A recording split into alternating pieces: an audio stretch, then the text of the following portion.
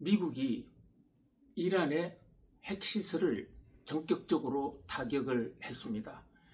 자, 미국이 직접 중동 지역의 군사 행동을 그것도 독자적으로 한다는 것은 사실상 이번이 처음이라고도 볼 수가 있는데요. 그만큼 매우 이례적이고 전격적이었습니다. 자, 트럼프 대통령은 그동안 대선 선거 과정에서도 공약을 통해서도 내가 당선이 되면 기존에 진행되던 전쟁도 조기에 끝내겠다. 나는 전쟁을 해서 미국의 국력을 떨어뜨리는 그런 우둔한 짓은 하지 않겠다라고 강력하게 주장을 해왔었더랬습니다. 실제로 그런 어떤 겉으로는 강경하면서도 또 평화주의자적인 면모, 이런 대목이 미국 유권자들에게도 상당히 어필했던 것으로 보이는데요. 그러나 이번에는 달랐습니다.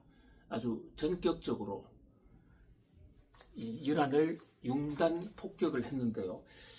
현재 비행기와 또는 잠수함 등을 통해서 공격을 한 지역은 총 3군데입니다. 우선 테헤란과 테헤란 바로 인근에 있는 이 포르도란 지역입니다. 여기가 지금 지하에 핵시설이 많이 장착돼 있을 것으로 알려진 곳인데, 여기에 벙커 버스트라고 하는 이 괴물폭탄 12발을 터뜨렸습니다. 또 약간 그 남쪽이죠. 나탄자란 지역, 여기도 플라토늄 또는 우라늄 농축 시설이 있는 것으로 의심이 되는 곳인데 여기에 2발을 터뜨렸습니다. 자, 또 하나가 특히 주목을 끄는 것은요, 이스파한 지역인데, 이스파한 지역은 그동안에 핵시설이 있다라고 지목당해 온 곳은 아니거든요. 더더군다나 이스파한은 오늘날 이란의 전신인 이 페르시아 마지막 왕조가 있던, 뭐 우리나라로 치면 경주나 부여, 개성 같은 곳이라고 할 수 있겠죠. 유적이 많은 곳인데 여기에 토마호크 미사일 30발을 날렸습니다. 자, 이 공습을 위해서 B2 스피릿 스텔스기라는 전투기가 미국서 바로 날아왔고요. 중간에 공중급여까지 받으면서 바로 이란 땅으로 들어왔습니다. 구체적으로는 이란의 서쪽 경로를 통해서 이라크 국경 상공을 지나서 이 포르도와 나탄저 지역을 집중 포격했습니다. 또 한 축으로는요, 이란의 동남부 아라비아해 등에 포진해 있던 이란 미국 잠수함에서 이 지대지 수대지도 미사일을 쏘아서 토마호크 미사일 30발을 쏘았는데, 이것은 일반 군사 인프라를 괴멸시키는데 목적이 있는 것으로 보여집니다. 자, 미국의 참전이 특히 주목이 되는 것은요,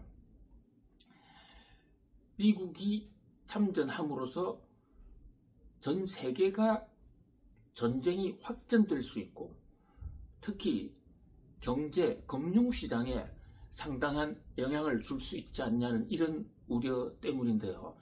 사실 그동안에 숱한 중동전쟁이 공식적으로 초대형 전쟁만 4번이 있었습니다.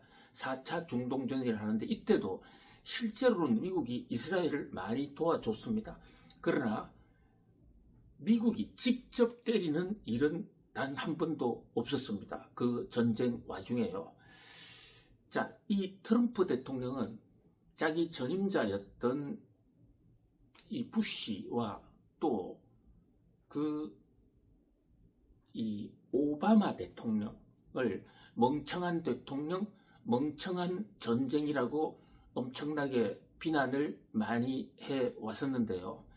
사실 이제 미국이 중동에 직접 때린 사건, 직접 공격을 했던 사건이 바로 이 2가지 전례가 있습니다. 부시 대통령 때 이른바 911이라고 해서 뉴욕의 월드 트레이드 센터가 집중 포격을 당하지 않았습니까? 그래서 그에 대한 보복으로 범인을 잡아야 되니까요. 이것은 미국의 국익 차원에서, 생존권 차원에서 국제적으로도 공인된 보복전이라고 볼 수가 있는데요. 그때 부시 대통령이 처음에 아프가니스탄을 치러 가는 척 하다가 행로를 바꾸어서 이라크를 공습을 하게 됩니다.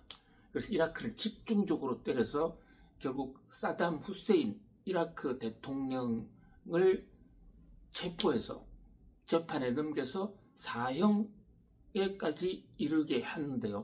그 당시만 하더라도 미국 국민들이 미국 땅에서 많이 사상을 당했고, 그것이 중동에서 온 테러 분자들에 의한 것이다. 그 테러의 원점을 타격한다라는 점에서 국제법상으로도 논리가 있었고, 또 많은 나라들이 어쩔 수 없다라고 동조를 했더랬습니다. 자, 또 하나의 전쟁은 이것도 부시 대통령 때 사실 야기가 된 건데요. 아프가니스탄 그 911의 테러가 사실은 아프가니스탄 사람들이었다라는 이런 정보, 첩보가 많이 있었더랬습니다. 그래서 아프가니스탄에 들어갔고 탈레반과의 전쟁을 했는데, 사실 부시 대통령은 개전만 해놓은 상태지만 부시에 이은 그 다음에 이 오바마 대통령 때 여기에 직접 전쟁에 개입을 해서 오랜 동안 미국이 참전을 한 적이 있습니다.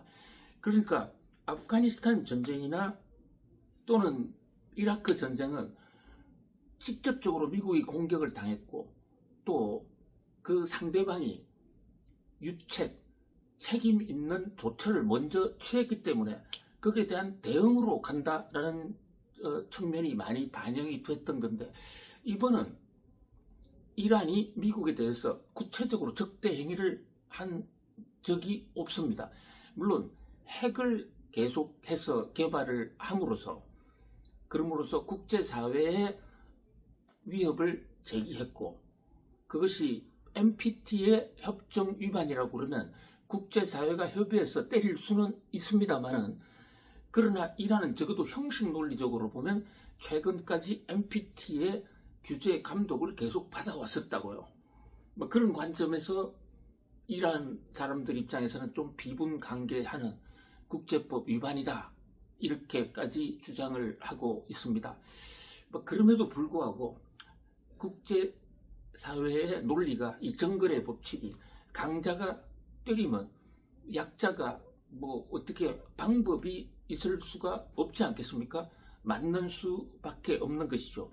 물론 이제 여기에 이란 입장에서도 대응 카드가 없는 것은 아니죠. 바로 이 대목 때문에 이란이 대응을 하면 미국이 또 맞대응을 할 것이고, 세계가 계속해서 중동 전쟁이 확전이 되면, 지금 트럼프 관세 폭탄 때문에 세계 경제가 상당히 엄중한 시점인데 경제가 더 어렵게 되지는 않을까 해서 경제계가 지금 바짝 긴장을 하고 있습니다. 자, 현재 지금 이란이 보복을 한다 했을 경우에 어떻게 보복할까? 현재 약 한 5가지 정도의 대응책이 국제사회에서 거론이 되고 있습니다. 자, 가장 큰 대목은 역시 호르무즈입니다. 자, 호르무즈, 이 대목은 좀 이따 다시 한번 더 집중적으로 말씀을 드리고요. 현재 군사 대치라는 관점에서, 군 작전, 군 전략 진술 관점에서 볼 때 이란이 가장 손쉽게 때릴 수 있는 것은 중동에 있는 미군 기지입니다. 지금 중동 전역에요, 미국 군대가 약 4만 명에서 4만 5천 명이 주둔하고 있습니다. 중동 국가에 웬만한 나라에 미군이 없는 나라가 잘 없습니다. 이스라엘만 빼고는 주위 국가에 미국 베이스 캠프가 다 있습니다. 그런데 거기에 소수 병력으로 1000명, 2000명 이런 식으로 산재해 있기 때문에 이란이 마음을 먹었을 때 그 지역을 기습 타격할 수도 있다. 또는 미사일이 아니라 하더라도 인근 지역에 폭탄 차량을 집어넣는다든지 이런 사건이 좀 우려가 되는 그런 상황입니다. 그 다음에 이스라엘에 대한 공습으로 이제 보복하는 이것이 사실 제일 전공법인데 이게 너무 멀단 말이죠. 이란에서 이스라엘까지가 너무 멀기 때문에 지금 제공권을 이란이 뺏겨 있는 상태이기 때문에 실제로 이란이 폭격을 받은 다음에 텔아비브 같은 데에 공습을 해서 일부 상당수 피해를 줬다라는 얘기가 나오고 있습니다만 그러나 여기는 한계가 있을 것으로 보입니다. 그런데 또 하나는 이제 테러죠. 전 세계 각국에서 테러를 벌임으로써 이 미국으로 하여금 좀 곤혹스럽게 만드는, 그런데 이 테러도요, 평상시에 아무 일 없을 때 테러를 했을 경우에는 모든 공격이 이란으로 가겠지만 지금 상황에서는 미국이 먼저 우리를 공격했다라고 이란 측은 그렇게 주장하는 것이죠. 그런 상황에서 우리는 어쩔 수 없이 테러했다. 그래도 테러는 100번 나쁜 거입니다만은 그러나 코너에 몰린 이란이 테러라는 카드를 쓸 수도 있다. 그래서 우리 외교부에서도 지금 중동 지역에 대한 해외여행 자제령 같은 것을 내리고 있고요. 가까이는 중동이지만 중동뿐만이 아니라 미국 사람들이 많이 모여있는 지역을 대상으로 테러를 할 수도 있다라는 점에서 다소 지금 우려가 되는 대목입니다. 자, 그 다음에 또 하나는요, 사우디 유전 등인데요. 평소에 이란과 각을 세우고 있던 나라가 몇 나라가 있습니다. 그런 나라들에게 대해서 이 유전에다가 미사일을 쏴서 그렇게 되면 이제 국제 유가가 흔들리고 국제사회에서 이번 전쟁이 좀 빨리 끝났으면 하는 여론을 만들 수가 있는 것이죠. 물론 이란 유전을 폭격하면 이란에 대한 사우디 유전이나 그 밖에 다른 산유국들의 유전을 폭격했을 때 이란에 대한 비난이 물론 클 겁니다. 그러나 이 코너에 몰린 이란 입장에서는 이러한 수도 한번 써서 국제사회에 부담을 줌으로써 미국을 빨리 전쟁에서 떨어내는 이런 전략을 쓸 수도 있다라는 하나의 분석입니다. 그런데 이 지금 현재 5가지 중에서도 가장 가능성이 높은 것은 역시 이 호르무즈라는 곳입니다. 호르무즈. 자, 이 호르무즈라는 곳은 페르시아만에서 아라비아해로 나오는, 거꾸로 얘기하면 아라비아해에서 페르시아만으로 들어가는 길목에 있는 좁은 해협인데요. 페르시아만 자체는 이름이 만이지 엄청나게 넓은 사실상 큰 바다예요. 그렇기 때문에 페르시아만 자체를 봉쇄하는 것은 불가능하거든요. 그런데 참으로 공교롭게도 그 페르시아만과 아라비아의 인도양을 연결하는 그 길목이 굉장히 좁아요. 현재 그 실측을 해보면 약 31km 정도인데요. 북쪽으로 이란이고 남쪽으로 오만이 마주보고 있습니다. 31km만 돼도 배가 다니고 근데 큰 문제가 없고 봉쇄하기가 쉽지가 않아요. 그런데 31km 중에서요, 나머지 지역은 수심이 약해서 큰 배, 유조선이 다닐 수 있는 환경이 전혀 못 됩니다. 이렇게 유조선은 수심이 깊은 쪽, 그게 현재 약 한 8km 정도인데 그것도요, 들어가는 쪽, 나오는 쪽, 중앙 분리대 이렇게 막아놓고 있기 때문에 배가 지나갈 수 있는 데는 2km에서 3km 정도밖에 안 돼요. 2km, 3km 정도는 마음만 먹으면 막을 수도 있죠. 바로 그런 면에서 좀 걱정이 되어 왔는데 아니다 다를까 이란 의회에서 이 호르무즈만을 막아도 좋다, 막자 하는 그런 결의를 했습니다. 물론 결의를 하더라도 하메네이 등이 주도하는 최고 수뇌부에서 국가안보전략회의에서 최종적으로 결정을 해야 되기는 하는데, 그러나 일단 이란 의회가 호르무즈 해협을 봉쇄할 수 있다는 말을 꺼낸 것만으로도 또는 결의를 한 것만으로도 국제금융시장에서 특히 원유를 주고받는 사람들 입장에서는 이 원유 수급에 애로가 올 수도 있다라고 조금들 걱정하는, 그리고 앞으로 사태 진전 여하에 따라서는 그 걱정이 상당히 증폭될 수도 있는 것이죠. 이란이 호르무즈 해협 봉쇄라는 말을 꺼냈다는 것만으로도 국제사회가 지금 비상한 관심을 갖고 있는 것입니다.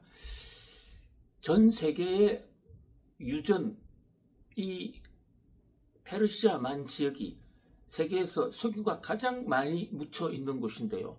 그 중에서 특히 남쪽으로, 그러니까 페르시아만 쪽의 남쪽으로, 거기에 바레인, 카타르, UAE, 그 다음에 사우디 등이 몰려있는 곳인데, 거기서 석유가 엄청나게 쏟아지고 있고, 전 세계로 나가는, 특히 우리나라가 가지고 있는 석유는 대부분 페르시아만 남쪽 해안, 그리고 북쪽 해안은 이란 쪽인데, 이란 쪽에서의 원유야 자기 현재 지금 국제사회에 별로 통용이 안 되고 있으니까 그동안에 경제 제재를 당해왔었지 않습니까? 그런 면에서 일단 논외로 치더라도 현재 사우디와 바레인, 그리고 카타르, 아랍에미레이트 공화국 등의에서 퍼내는 그 원유가 제대로 수급이 안 되면 어떡하느냐는 이런 공포가 지금 야기가 되고 있는 것입니다. 자, 특히 이제 이 미국이 국제사회의 어떤 동의나 합의 절차 없이 전격적으로 하는 바람에 그런 면에서 이란 입장에서는 행동을 하기가 상대적으로는 조금 더 쉬워졌다, 이렇게 볼 수가 있습니다. 그러니까 이란이 자신이 좀 억울하다라는 점 때문에 국제사회에서도 이란이 그럴 수도 있겠군 하는 그런 동정을 끌어낼 수 있다. 그런 관점에서 질서정연하게 국제사회와 함께 이란 핵 문제를 논의하면서 쳐들어갔던 것보다는 조금 더 미국이 상대적으로 불리할 수도 있다, 이렇게 볼 수 있겠습니다.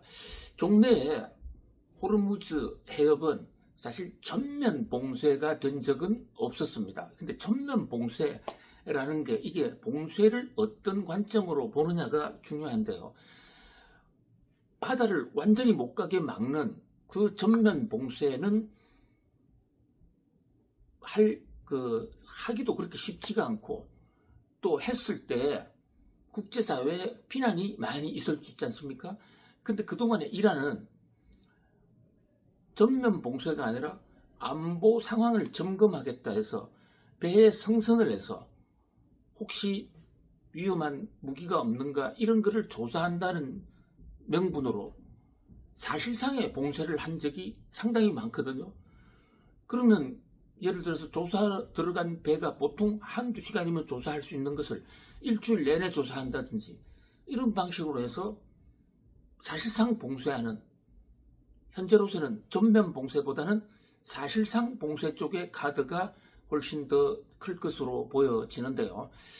아무튼 이 이란이 여기에 어떻게 대응하느냐에 따라서 상황은 완전히 달라질 수 있을 것으로 보입니다만은, 트럼프의 타격으로 인해서 이란이 호르무즈 봉쇄라는 말을 꺼내고 실제적으로 거기에 대한 움직임을 보이고 있다라는 것만으로도 세계 경제는 상당히 지금 흔들리고 있다, 이렇게 볼 수가 있습니다.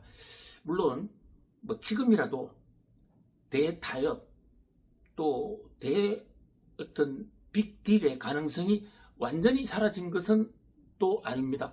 이란과 지금 프랑스가 대화를 하고 국제 통화를 했고, 또 미국도 현재 적어도 겉으로는 핵 시설만 확장하지 않는다면 이란과의 평화, 또 이란과의 대화를 유지하겠다라고 얘기하고 있는 상황이거든요. 결국 이제 1단계로는 이란의 반응이 어떻게 나오느냐. 종래에 미국의 공격을 받았을 때 이란이 미국을 향해서 역공, 이를테면 미군 기지를 때리거나 호르무즈 해협에 지나가는 항로들에게 괴로움을 주고 고통을 주는 요 조처가 보통 한 5세 정도의 인터벌을 두고 나왔거든요. 이번에 꼭 그렇게 되라는 법은 없지만 이 이란의 행보로 놓고 봤을 때 앞으로 일주일이 상당히 위험한 한 주가 될 것으로 보여집니다. 자, 오늘은 트럼프의 기습 이란 공격, 공습과 그에 따른 이란의 호르무즈 봉쇄 위협 카드 등을 중심으로 말씀 올렸습니다. 여러분, 오늘도 승리하세요. 네, 감사합니다.